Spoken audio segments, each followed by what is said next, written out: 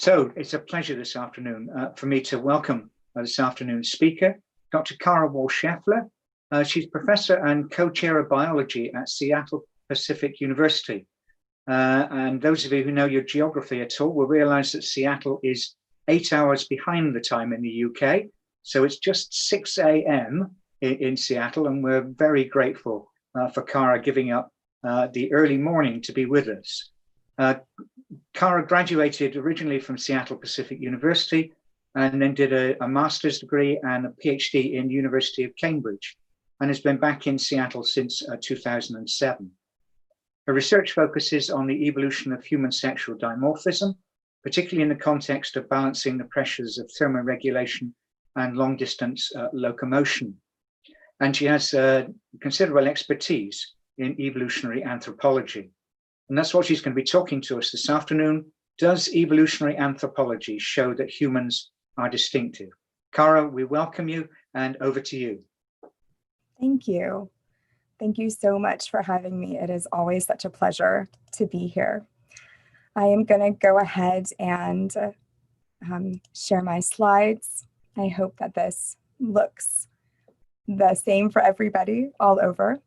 And I'm going to talk a little bit about some of the anthropological, paleoanthropological evidence for whether or not humans are distinctive, and also just kind of what makes us human.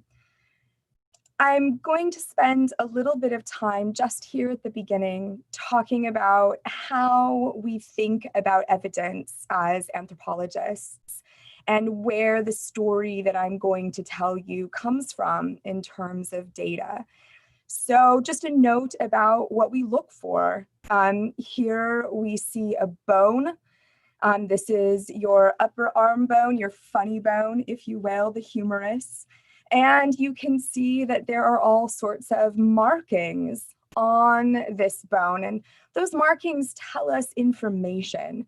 The markings change based on a combination of genetics, development, and activity patterns during life.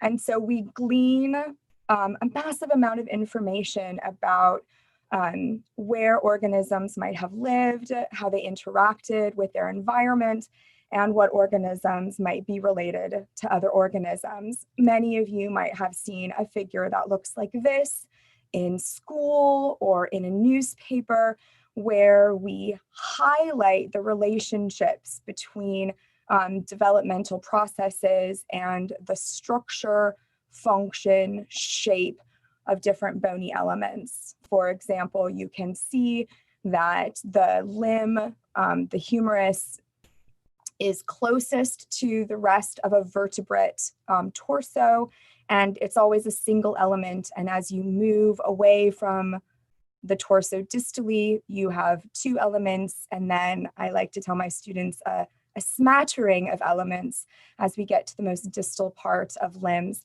And we can look at these patterns across different organisms, and then as we're talking about humans and organisms closely related to humans, we can talk about subtle differences.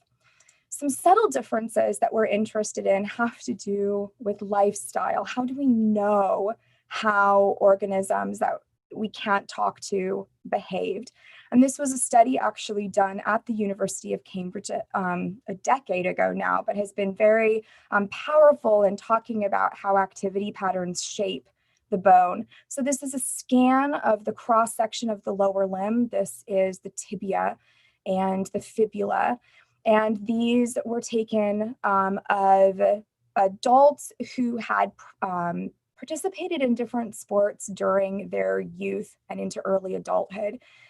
And you can notice that the activity patterns, the behavior of running versus the behavior of playing hockey changed the shape of the bone. So running is a forward direction, so you can see that the bone has built up at the front of the limb to protect, to protect the body from forces in the forward direction, whereas hockey, which requires quite a bit of lateral motion, of back and forth, you can see that we have ended up with more of an equilateral triangle. You can see that both the hockey player and the runner have much more what we would call robust, much thicker bone than the person who just engaged in average amounts of activity without focusing on a particular sport. And so we look for evidence like all those bumps on bones that I just showed you with the humerus, all of these different bumps, which are muscle attachment sites. We're interested in the shape of bones, how bones are evidence of a lifestyle of work. These two bones represent lower limb bones of a Neanderthal here on the left and a human here on the right. And immediately you can see dramatic morphological differences that, using our knowledge of how bone develops, suggests to us different patterns of activity and, of course, just different genes and developmental trajectories. The Neanderthal bone is hugely thick. It is not just thick, wide, absolutely, but the bone itself is substantially thicker than the human bone. This area here is where bone marrow sits. You can see that the area for bone creation in Neanderthals is substantially smaller. And these are distinct from another, repeatable. All Neanderthals show bones like this. All humans show bones like this. And these are some types of evidence that we can glean. So at this very beginning, as we're thinking about anatomy in bones, what are distinctive aspects anatomically of being human that we can look at the fossil record and try to understand? So there are three things. I'm going to list them here, and then I'm going to show you some figures of what they look like. So humans are bipedal, pedal feet, so we walk on 2 feet, and our pelvis is shaped kind of like a bowl. One of my areas of research is the pelvis, and so this is a 3D printed model of a pelvis that one of my students made for me. I have a lot of, my students tend to give me presents that look like pelvis. So our pelvis is bowl-shaped, so it's tilted forward in anatomical position, and you can see that it looks like an open bowl. And so this is something distinctive about us, and I'll show you that in just a moment. We have very large brains, and the shape of our crania and the brain inside is like a balloon. So we have this high forehead that comes up and back. I'll show you that in just a moment. And we have a chin. You can all go ahead and just touch your chin for a moment. And that's something that's actually extremely distinctive about humans. Nobody else gets to have that chin. So here's a comparison of a Neanderthal here on the left and a modern human here on the right. And again, our pelvis is bowl-shaped and is oriented forward. You can see dramatic differences with the spine location here, with your front of your pelvis that wraps around here. Neanderthals have a much more front, anteriorly oriented part of their pelvis. And this has pretty substantial ramifications for how they walk, whether or not they could run, and other aspects of their long distance transport.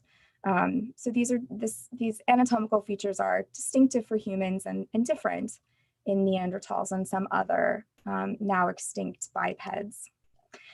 Here are the two features of the crania that I mentioned. This is a Neanderthal on the left and a human on the right. You can see humans have a high forehead, and again, this balloon-shaped crania. Neanderthals have a lower forehead. They have more of a rugby-shaped or American football-shaped crania. And then you can see that their lower jaw, their mandible, slopes away from their teeth, whereas here in humans, you can see the evidence of our chin.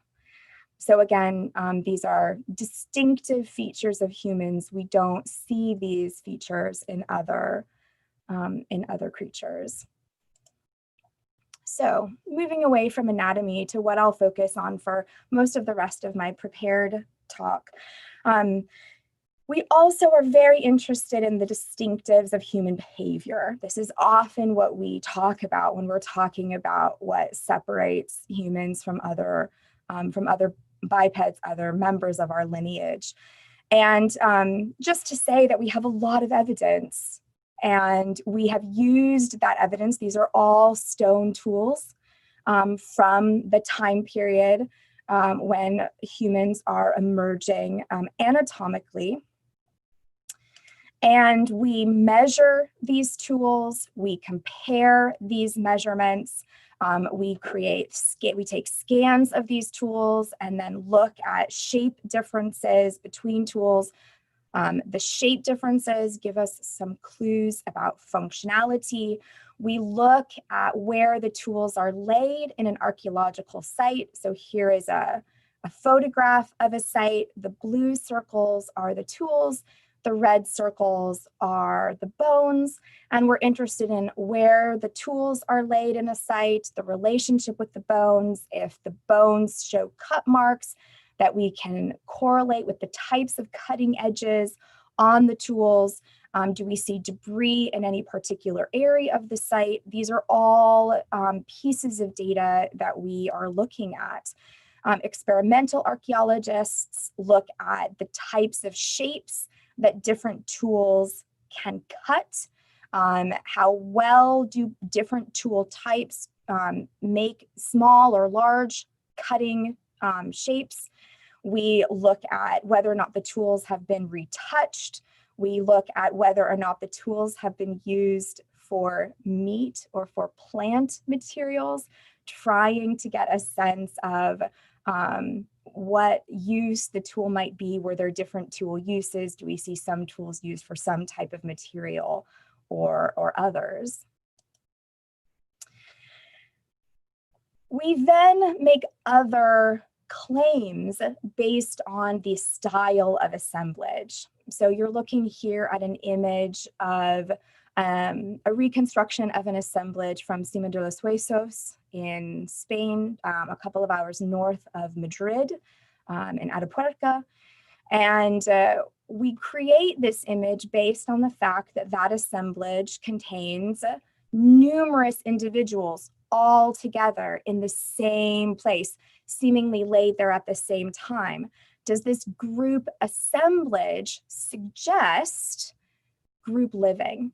Does it suggest a community? Does it suggest the need for language in order to organize such a substantially sized group? We also have evidence from cave paintings, we'll come back to this, seeing art, seeing repeated figures, seeing the detail in the figures, seeing the determining that many cave paintings are the same creature over and over and over again has been suggested to mean ritual, symbolism. You're not just drawing your prey, you're drawing something about your relationship with your prey or with what you see as a co-predator.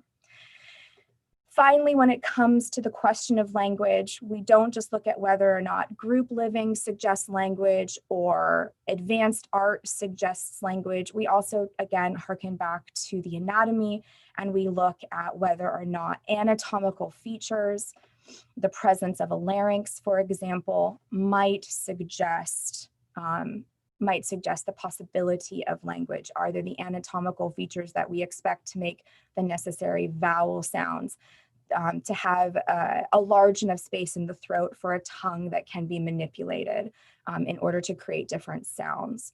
And so these will all be things that we look for in the skeletal evidence, in the archaeological evidence, in order to make claims about what makes humans distinctive. So from this behavioral evidence, we will look for cool tools. We will look for tools that allow humans to catch things that are difficult to catch, that we don't see other organisms today. or past bipeds catching fast and slippery things like fish and birds. We're going to look for evidence of trade or transport, the idea that there are different communities. Those communities might be distinctive, and we are going to need to move between those communities to share information. And we're, of course, going to look for symbolism, for the idea that there is an imagination and the ability to think beyond the known into the unknown. So we're going to begin looking a little bit after 200,000 years ago to the recent time. Those are going to be the time periods of interest for us today. And during those time periods, we have a number of bipeds living on the world. And I usually use Neanderthals as my foil. But we can talk a little bit about Homo erectus potentially at the end. So Neanderthals and humans both have fire, the purposeful use of fire in order to process materials and cook meat. Both Neanderthals and humans hunt, actively go out and pursue their prey. And both Neanderthals and humans have pretty advanced tools right from the beginning.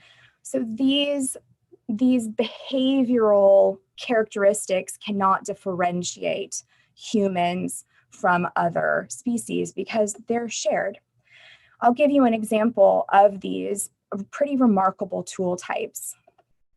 Leading up to this time period, early bipeds like Homo erectus, or even some Australopithecines who you might have heard of, created tools that was just taking raw material and cutting flakes off of it into creating these beautiful hand axes. I have one here. So this is a lovely tool, a lovely hand axe, but it simply was a matter of shaping what you already had, kind of using the natural shape that raw material might have encompassed.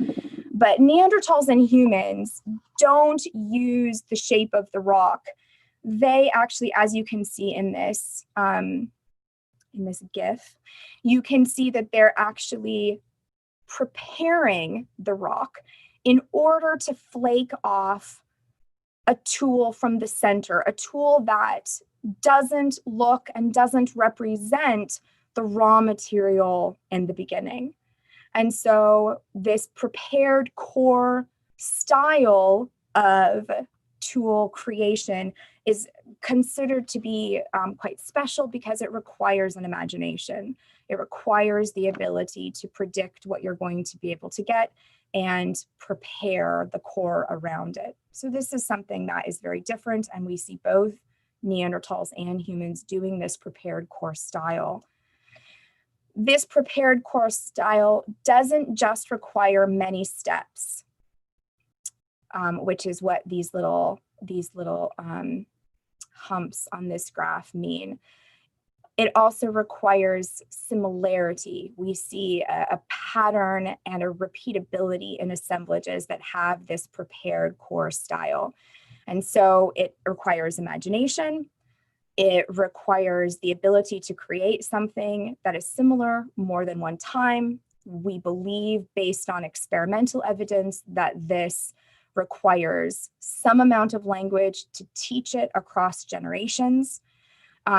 And this repeatability does suggest some amount of culture. And so this red circle represents this prepared core technology, more complex than some of the pounding tools that we saw earlier in evolution. And that, I mean, monkeys do. Monkeys can do this kind of pounding with rocks in order to process nuts. And so by the time we get to humans and Neanderthals, we're seeing something a little different. Not necessarily distinctive just to humans, but something definitely indicative of imagination. So let's look at what might make humans a little bit more distinctive. So we're going to take a look at the archaeological assemblages from the African Middle Stone Age. This begins at around 200, 250,000 years ago and continues to about 50,000 years before the present.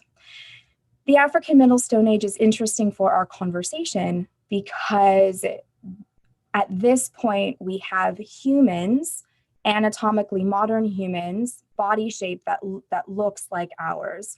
The emergence of a chin, the emergence of a large balloon-shaped crania, and the emergence of a bowl-shaped pelvis with substantial lumbar curvature. So when we see anatomically, when we see the body of humans emerge, we also begin to see some of these distinctive behaviors emerge at the same time.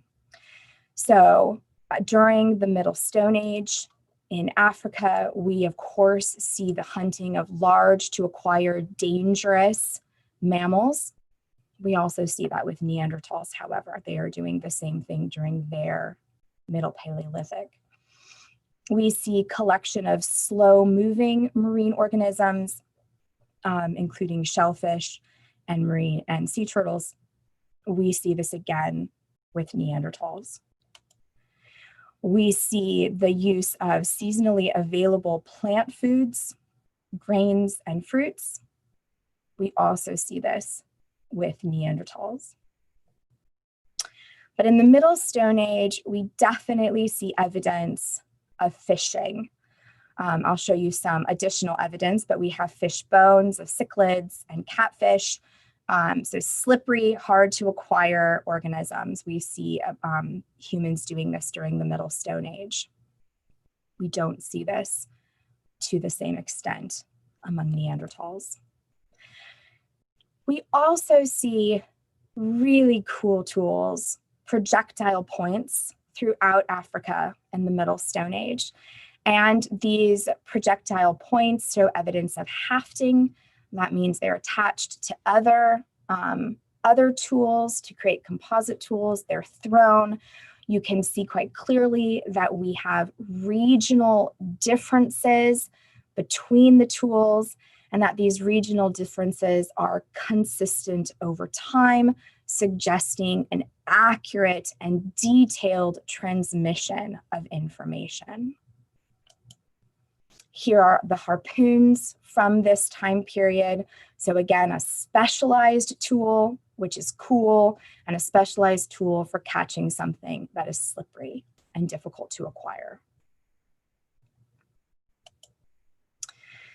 In terms of transport distances, we have extensive amounts of data for transport distances during the Middle Stone Age of East Africa, which is what you see here. I'm just going to share one example with you, but should you love mobility and transportation as much as I do, these studies are so delightful to read. So this bar that you can see at the lower edge of my screen represents 200 kilometers. Living, foraging populations rarely travel more than 100 kilometers in a year. So 200 kilometers suggests not just substantial mobility, a lot of walking, it suggests the movement of material. So this is in red, the archaeological site where these Middle Stone Age prepared core tools have been found. And the humans who used these tools used obsidian. Each obsidian source has a very particular chemical composition. And by matching the tools with the chemical composition of each of these black circles, which represents a different obsidian source, the researchers were able to show that the humans living at this cave, instead of using the obsidian right nearby where they were living, acquired obsidian or the tools from these sites substantially further away, and actually seemed to have a trade relationship with people who were living at the obsidian site down here. Again, over 200 kilometers away. So not simply large amounts of walking, but most people agree this is one of our strongest pieces of evidence for long distance transport of materials, potentially ideas. This is something we don't see among not these distances from any other bipedal organism. So what evidence might we have for the symbolic? So earliest anatomically modern human skeletal remains that has the strongest dates belongs to a group of individuals found at Herto in Ethiopia. And this is one of the adults, and this is the juvenile found at that site. And all of the individuals at Herto have substantial modifications, post-mortem modifications of their bodies, including defleshing marks and polishing of the bones, scraping of the bones, in such a way that it does appear as if the dead were modified and potentially used in some sort of burial ritual. We don't have a huge amount of other material from this time period, but again, this material suggests modification. We also have substantial evidence of ornamentation. Again, the symbol that I have some value, some worth based on my ornamentation, and the idea that you have time available to not simply gather food resources, but to create something beautiful. And so from 82,000 years ago in North Africa, in Morocco, we have evidence of beads made from snails. Why do we think that these are beads and not accidental? The assemblage entirely has additional materials. All the snail shells are the same size, suggesting the same age. They are polished. The perforations are not the perforations made by their natural predators or by humans interested in eating them. The predators for these snails are actually found in the water, not on land. And so the perforations, the matching of size and shape all suggest some sort of ornamentation use for these shells. Just a little bit more recently at Blombus Cave in South Africa, we find exactly the same thing.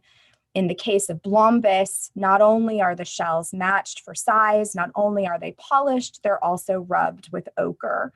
So we see, again, some evidence of purposeful collecting, time wasting, if you will, to create these kinds of jewels.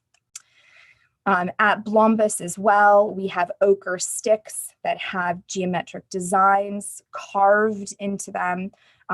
This is just one example. There are many, many examples from Blombus, again, suggesting some sort of symbolic behavior. So from the time that we have modern human bodies, we also have quite substantial evidence of modern human behavior. We have pretty cool tools like harpoons. We have substantial evidence of transport and trade over 200 kilometers.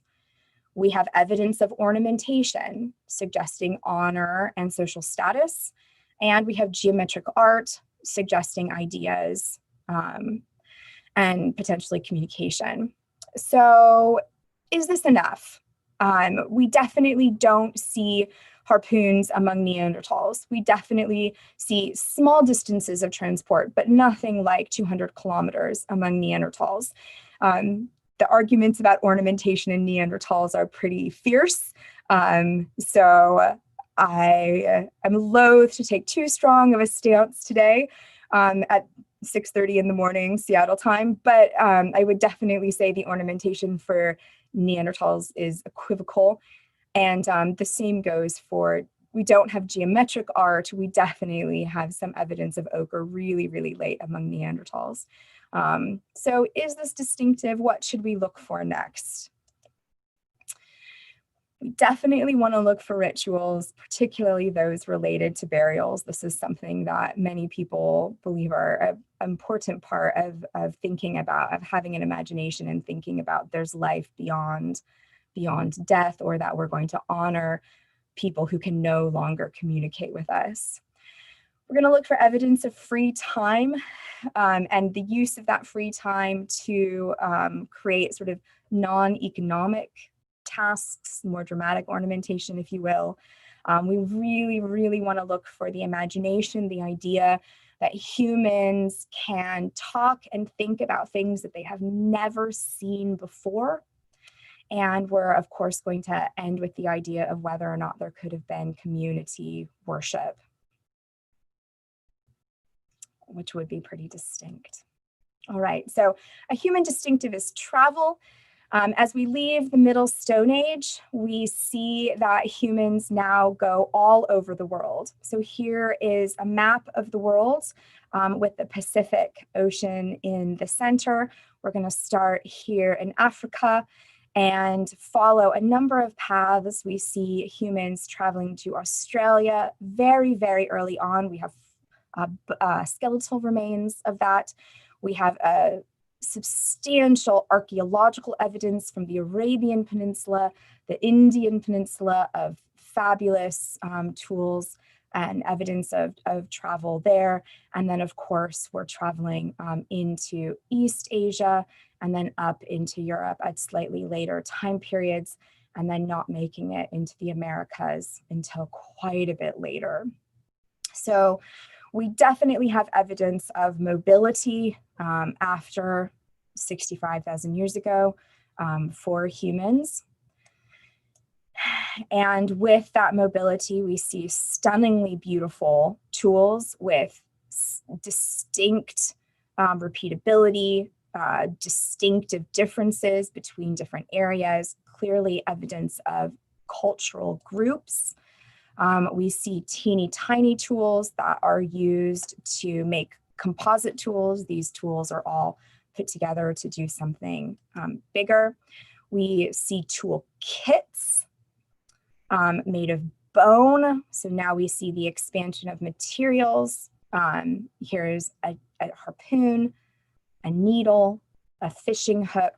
And so these tool kits represent a cultural assemblage. And so in different regions, we'll see slight differences between these tool kits, and the tool kits across the within an assemblage will be distinctive. This takes us to that higher level of requiring enough words that the tools are repeatable. These distinctive tool kits with the tool shapes are repeatable over multiple generations, requires precise language and the ability to transmit those ideas. These are hand-carved ivory beads with some very particular perforation and puncture techniques in order to make the perforations and the designs on them. They take a substantial amount of time to carve these ivory beads. And at around this time period, we see that these beads that take hundreds of hours to prepare, are placed in burials. Over 2,000 individually carved beads placed in the ground and left. So this suggests status, which suggests symbolism, which suggests free time.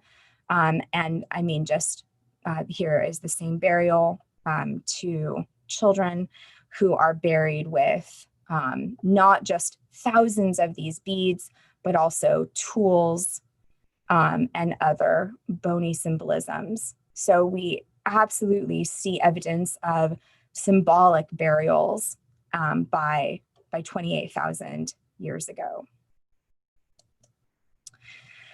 We also begin to see art. This is a deer pig and hand from Leang Timpuseng in Indonesia. So we see purposeful painting of cave walls by 35,000 years ago. I've already showed you the lions from Chauvet.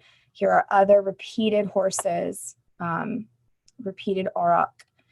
And so we begin to see, again, evidence of painting and painting and painting, suggesting some sort of potential ritual. Here's from Lascaux, just extraordinarily detailed art that we never see with any other creature. Nobody else does anything like this.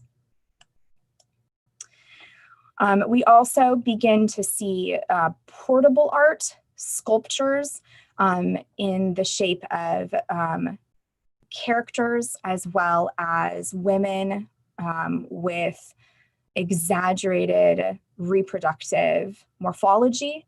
And this begins quite early and carries on for the entirety of the Paleolithic.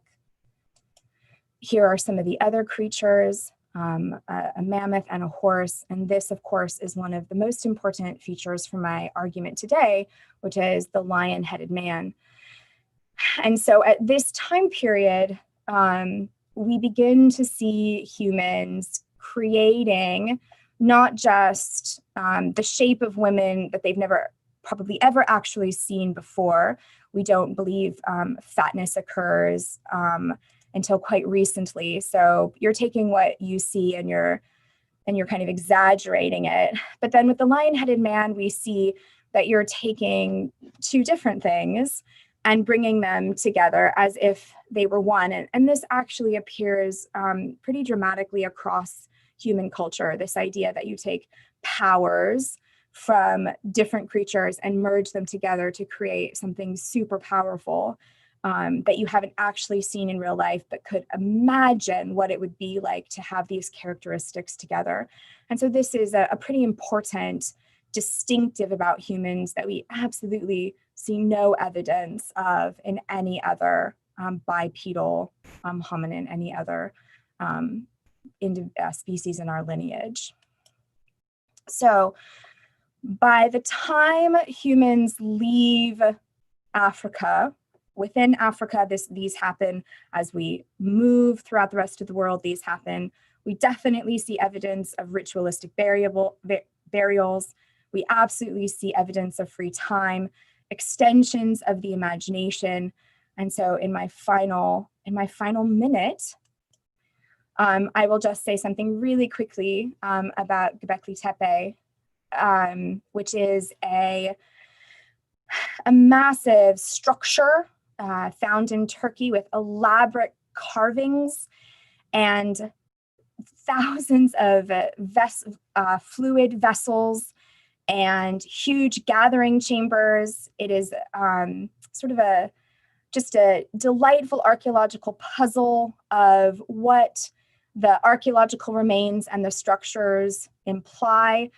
Definitely some sort of community gathering, definitely a lot of beer making, not a lot of hearths, so doesn't seem to be a lot of cooking, does seem to be a lot of grinding of grain.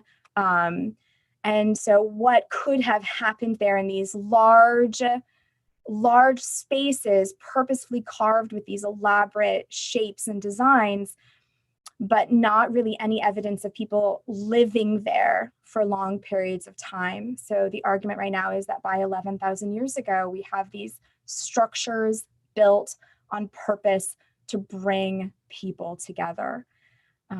So a pretty exciting and interesting question. Definitely a human distinctive. We see nothing like this with any other species.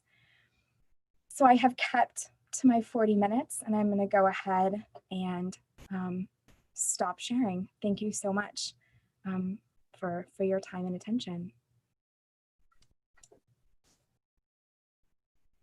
Thank you, Cara, for a very fascinating talk. I learned plenty in that. There's some questions come in. Can I remind everybody, if you want to put any more questions in the Q&A box, if you're watching on Zoom, or on the chat line if you're watching on YouTube.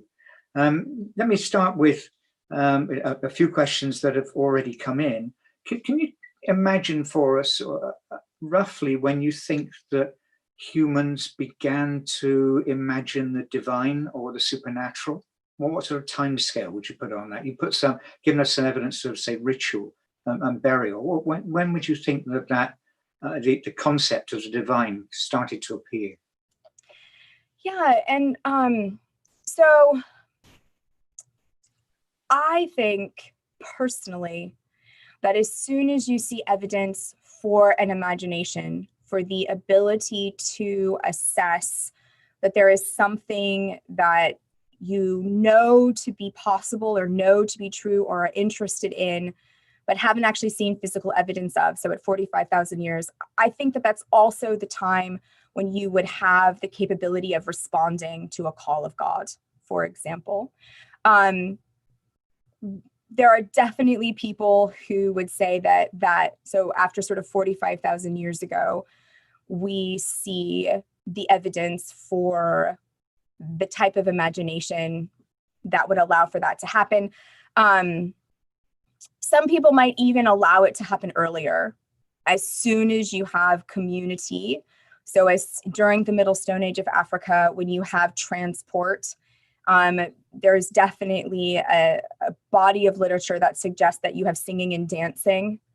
Even though we don't have the material remains for that, in order to maintain social cohesion and transport, you need to have these kinds of emotional rituals. And so you might even say that as soon as you have singing and dancing, you probably have the ability to have a spiritual, because people feel a particular way when they sing and dance in community.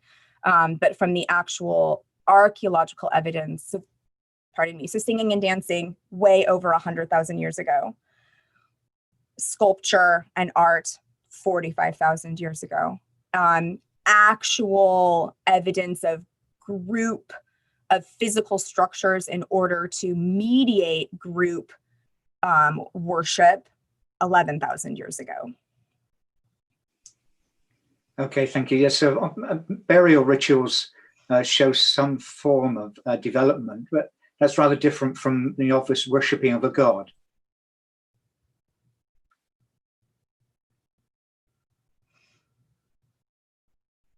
Thank you. Yeah, so can repeat that. I think I got lost here. The burial shows some evidence of ritual, but what about evidence of worship, of actually offering things to a deity?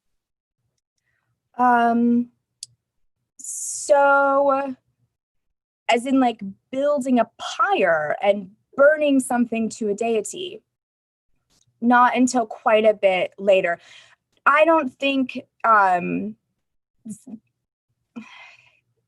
there definitely is an argument that the Sungir burials suggest an idea that there is an afterlife. Why would you give them so many tools if it was just for honoring?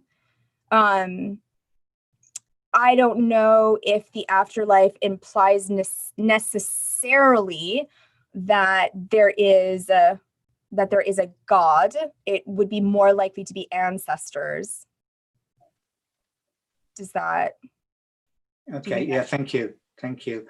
And maybe related, is there any evidence for, if you like, emergence of different moral principles?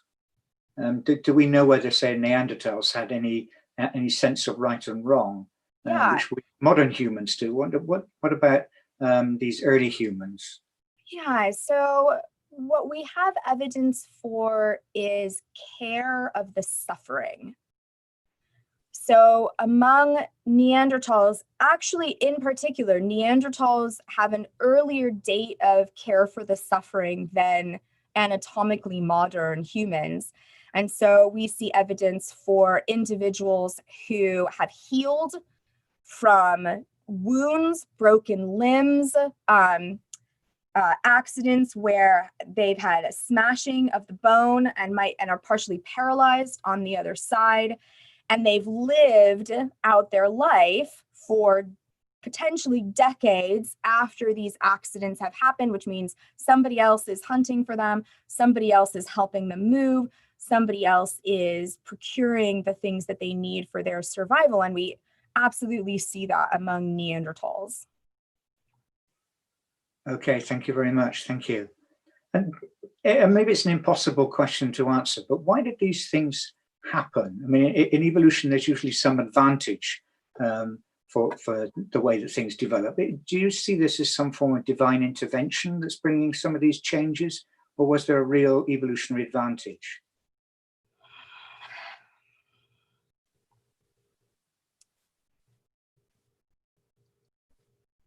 So, first of all, I don't think that those two items are mutually exclusive.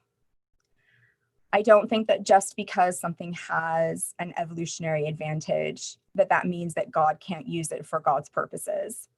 That I see them as much more of on the same level. So, are there evolutionary advantages for living in community?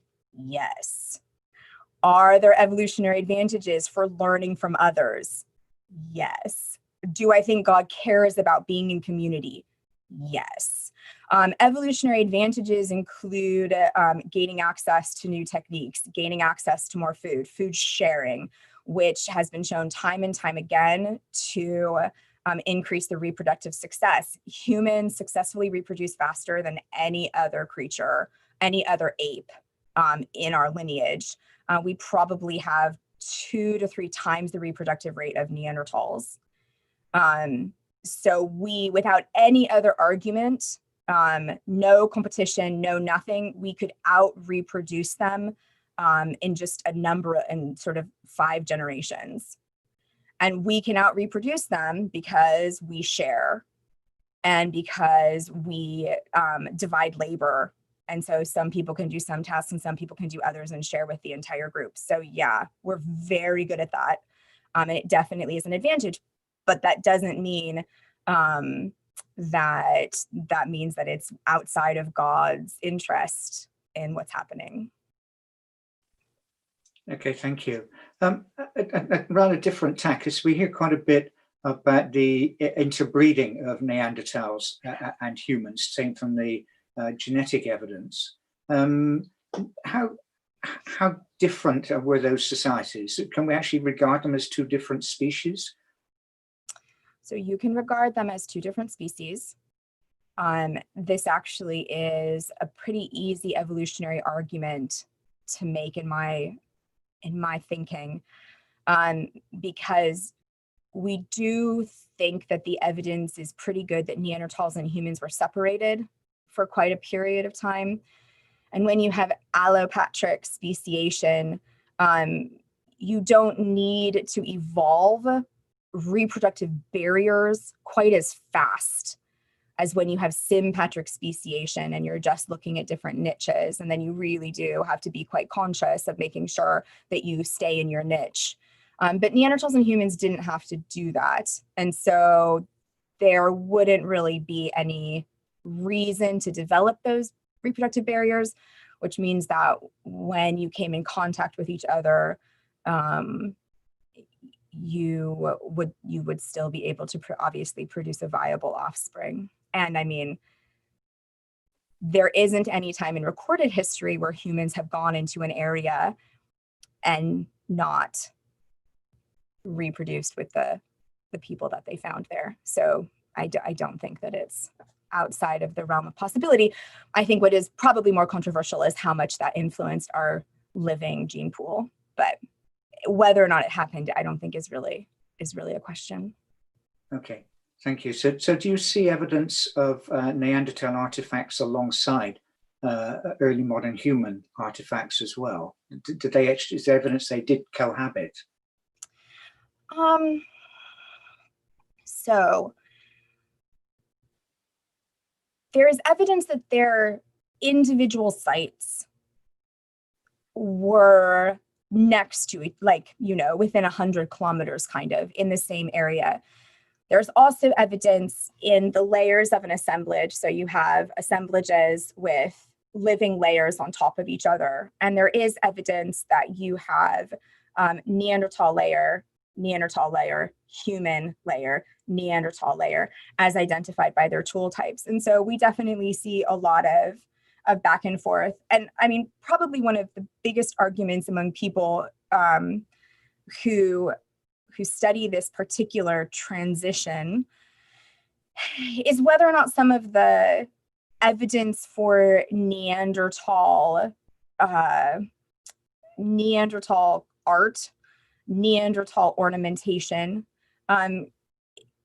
only appears as a reaction to running into humans or seeing humans or stumbling upon a human site and taking some of their things or trying to mimic what Neanderthals might have seen humans in the vicinity doing. So whether or not Neanderthal ornamentation is something they come up with, or whether we only see Neanderthal culture after humans have already been in the area, is continues to be very hotly debated. And because the dates are squishy during this time period, it is extremely difficult. There's evidence on both sides of that argument. Some of it depends strictly on the dates. Some of it depends on the fact that when Neanderthals, for example, make a bead, those ivory beads, when Neanderthals try to do that or puncture a canine to make some sort of necklace, they use a really different technique than humans do. And so the idea would be that even if, and it's not quite as elegant, I suppose, is what people would argue, the evidence would then suggest that Neanderthals might be more mimicking than actually innovating. But it definitely is something that people care a lot about. And there are a lot of interesting data on both sides of that. Okay, thank you very much. Thank you. I have to ask you, and it's probably the unanswerable question, is that your view as to why Neanderthals died out. Did the environment change? Was there were the resources not there for them? Were we brutish and murdered them? What's your view as to? Yeah, I have always, this is one of the things my dissertation was on, and I've never seen any evidence to pull me away from this. I've always seen that the combination of human rapid reproduction, which means that humans come in and expand really rapidly. And that means that Neanderthals have to move into smaller and smaller and smaller areas because everywhere that they used to go is now taken up with humans. And so that, in combination with the fact that we have a huge global climatic shift at this time period. And so whereas when Neanderthals underwent an earlier environmental shift, after the environmental shift, they were able to expand back into the areas where they had used to live. But after this final shift, they have no ability to expand back because everywhere they had expanded to previously, humans are already there. In which case we see Neanderthals getting into smaller and smaller and smaller areas all along the periphery of Europe. So in sort of little peninsulas, is where they expand, where they contract to into these little refuges, and then they go extinct. And so you don't need, and I mean, there's no human spear in Neanderthal rib. There's nothing like that. And so it definitely seems to be a combination of humans being really good at sharing and Neanderthals not being able to recover after the last glacial maximum. Thank you. A rather different sort of question, but you've talked us through the developments of sort of tools and art and various ornamentations. What about the development of societal structures? Is there any evidence that within that community there is any sort of hierarchy of leadership or following? Yeah, so the Sungir burials, where you have people buried with beads that probably not everybody in the community could have had just because of the amount of time it takes to make them, does suggest some kind of hierarchy. What we know as of right now is that everything happened gradually. So sort of the textbooks from a few years ago might have been they foraged, they stopped foraging, they built cities or towns, and then as soon as you have towns, you have a hierarchical structure based on who's doing what task in the town, and then this hierarchical structure leads to religion, which leads to power, which leads to sort of where we are today. That definitely doesn't seem to be the case. We have quite a bit of good evidence that we are foraging and building at the same time. We are foraging and then coming together for certain meetings. We are building some structures that we only use seasonally, and then we're traveling. And so the type of hierarchy that we're going to see really doesn't come until quite a bit later. And there isn't a lot of evidence that that is distinctive about humans. I think that most people would argue, though, that dividing tasks potentially by gender is something that humans do pretty early, just because of some changes that we see in body shape, as well as the sort of flourishing of specializations. So who's making the needles? Probably just one or two people who are really good at it. Who is fishing? Probably just one or two people who are really good at it. And there are some reasons to think, based on shifts in skeletal structure, that those lines are coming based on gender. But there doesn't seem to be any evidence that a gender division of tasks has any hierarchical meaning. Just that's one of the ways we're going to see a burgeoning of culture. Thank you. One final question, and this is maybe going to turn more towards an opinion than a factual answer. But a question asked, does science point in any way to the idea that humans are divinely ordained, or we just merely accidentally evolved other mammals? Well, you all have seen Simon this morning. So clearly, Simon takes a very strong stance that we are inevitable, that the mechanisms of evolution are going to lead to humans. I interpret scripture in such a way that God learns as God is observing, right? So Adam comes and says, "What am I to do? I'm so lonely." And God is like, "You are lonely. Let's see what we can do about that." And so I do think that in all of the different, there are some trends that we see across organisms, across taxa, that this idea that living together is better than not living together, that structures with community do better than structures outside of community, that seem to be in tune with how God enjoys being in community as well. And so it doesn't surprise me that there are organisms on Earth that can be in relationship with God.